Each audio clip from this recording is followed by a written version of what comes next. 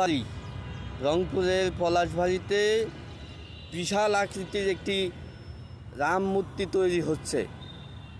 বাংলাদেশের মধ্যে এবং এশিয়ার মধ্যে সবচেয়ে বড় এই রাম মূর্তি।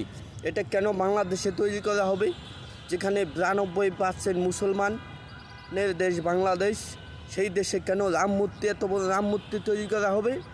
আপনি রাম মূর্তি যদি বানান তাহলে ইন্ডিয়াতে গিয়ে বানান। ইন্ডিয়াতে গিয়ে আপনি রাম মূর্তি বানাবেন না শিবের লিঙ্গ বানান? কেন এই 92% মুসলমানের দেশে রংপুরের পলাশবাড়িতে আপনি রাম মূর্তি বানাবেন? কি বার্তা দিতে চান আপনি? মুসলমানের ঘাড়ের উপরে এটা কি তুলতে চান আপনি?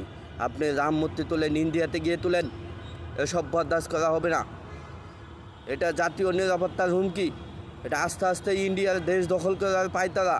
এটা ইন্ডিয়া থেকে লোক আসবে, এভাবে আস্তে আস্তে দেশটা দখল করে নেবে। দূর হয়ে যান, এটা এখনই বন্ধ করুন, নয়তো এটা প্রতিহত করা হবে।